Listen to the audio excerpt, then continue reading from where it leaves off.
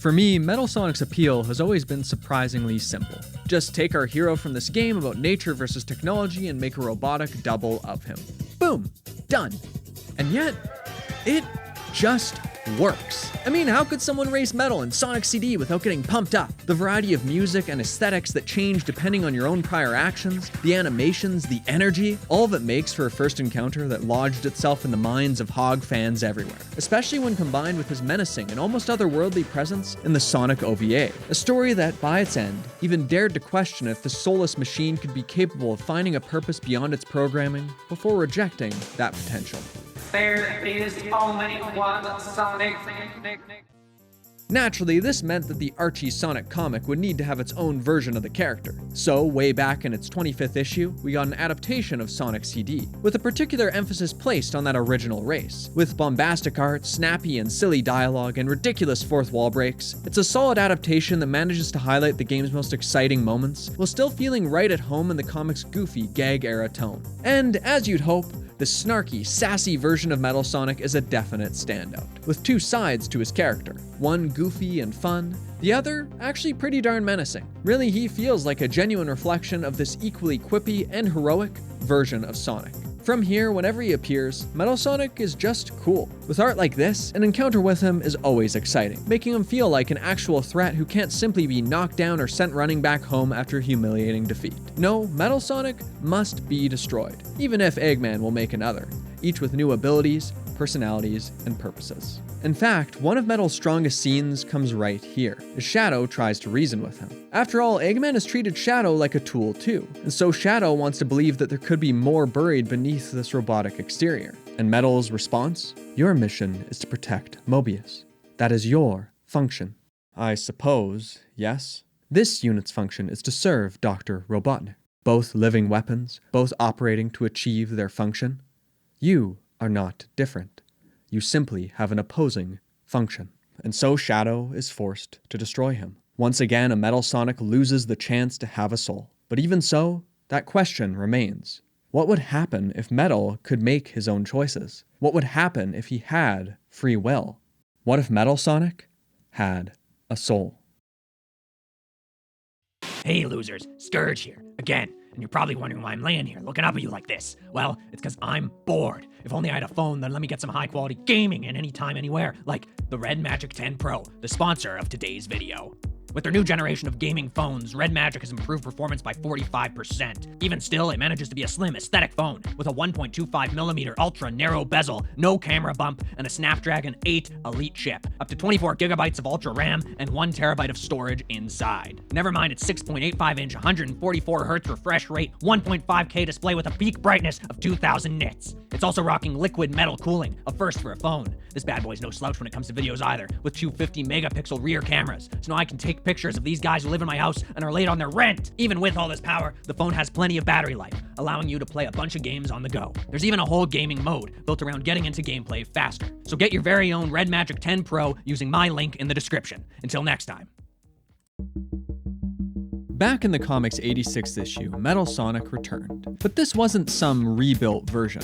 This was the original. The same snarky guy from the Sonic CD adaptation, and his personality is intact. Sure, his programming dictates that he destroys Sonic, but he's also gonna enjoy it. After all, he wants a rematch for that prior race. As such, he kidnaps Tails, places him in a volcano, and tells Sonic to get moving. And my man is having fun. Have a good trip, Sonic. Don't forget to die. I love a fleshling with a sense of humor. Grow up, Tails. It's a cruel world. I'm listening to your moans of pain and thoroughly enjoying them. Okay, maybe a bit too much fun. However, as they face off in the volcano and finish their fight, Sonic gives a speech to Metal. Not so different from the one Shadow will later give another Metal in a situation that's pretty similar to the OVA. He can fight his programming. He can be something better. But just the same way, this Metal isn't convinced. Until Tails refuses to leave Sonic behind here. Until he's willing to die with his friend. And that finally spurs Metal into action as he protects Tails and Sonic from a crashing wave of lava. Don't worry about me. Remember, I'm a robot. A powerful, unfeeling robot. Now, this story is a weird one. It moves incredibly fast, and Metal Sonic's change happens equally quick. And yet, the fact that it's prompted by action from Tails, it works decently well. It's also hard to see it as cheap, considering that this Metal Sonic is gone now, replaced by Eggman's next machination, a version that lacks this one's personality. Either way though, once again, it seems there's no room in this world for a Metal Sonic with a soul. Or is there? Because many real-world years later, in issue 238, this Metal Sonic would return. See, Uncle Chuck managed to procure its original power core, so he's rebuilt it to help fight alongside the heroes, protecting their kingdom from the shadows. And though they give him a new name, Shard, this is still the same guy from back then. Sure, he had his change of heart, but he remains funny, snarky, and over the top. He's even afraid of getting crushed again. And after learning about the power of friendship, he truly cares for his teammates, and he won't let it slide if someone so much as badmouths them. But he's also gonna have to work to gain the hero's trust. I mean, Amy is not happy to see him again. Not like he'll give up though. Nah, my man's still got his pride intact, and he's able to prove that he's by far the best Metal Sonic yet. Hey there, Junior. Let me show you what a real Metal Sonic can do. Yeah, except no imitations. Basically, Shard is awesome. I mean, just look at his design. Using Metal Sonic 3.0 as a base, the black, gold, and red color scheme is instantly eye-catching. I love how expressive he is too. It's a massive contrast to the normal Metal Sonic. All his striking poses, silly expressions, or even bashful body language. The range of emotions expressed here, and the way the art brings those to life, it's all key to making this Metal Sonic feel different, to giving him a heart. Added together, it makes Shard exceptionally likable, a character who, much like the hedgehog he's based on, is just an absolute joy to sit with. However, to me, the most important of all these scenes are the little human moments. Like here, when he stares in on his creator, on Uncle Chuck, and you can see how much he wants to connect. And yet, there's still a distance, a gap that's hard to bridge. Or how about when he talks with a fellow advanced AI, Nicole, and discusses how much he wants the city to accept him, all while dancing around his clear crush on her. And it makes sense he feels this way. After all, Sonic, Tails, and Amy attacked him on sight, and despite doing a ton to help them out, Sonic worries about him, believing that Shard's still figuring out if he's a good guy. And I really like how this moment isn't used to genuinely bring Shard's allegiances into question, because he is a good guy. It's just gonna take a lot of convincing for the others to believe in him and see his potential. However, unfortunately for him, one mad doctor has already seen just that.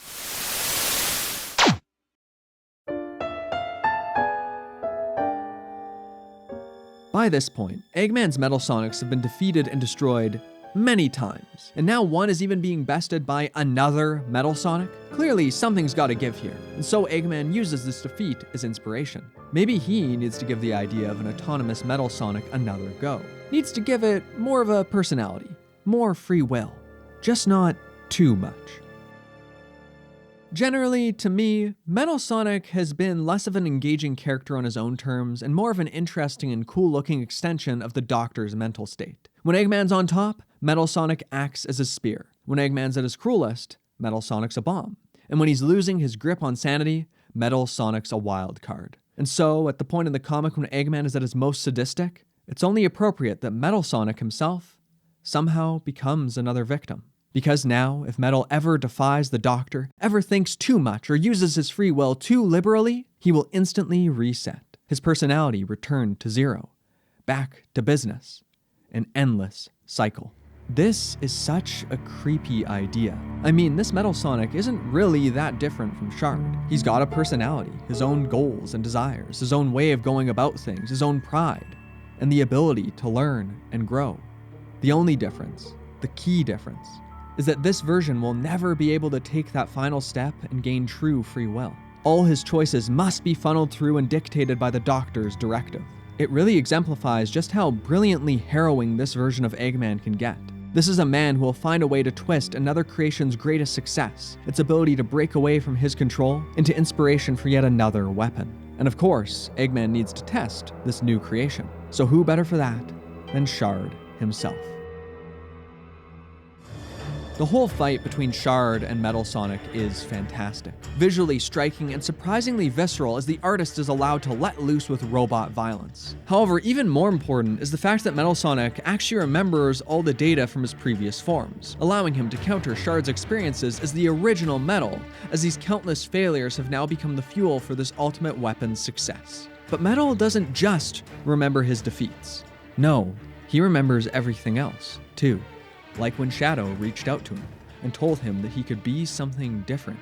Words once again reflected by Shard, as he begs his brother to grow, to become something more than just a weapon or a tool.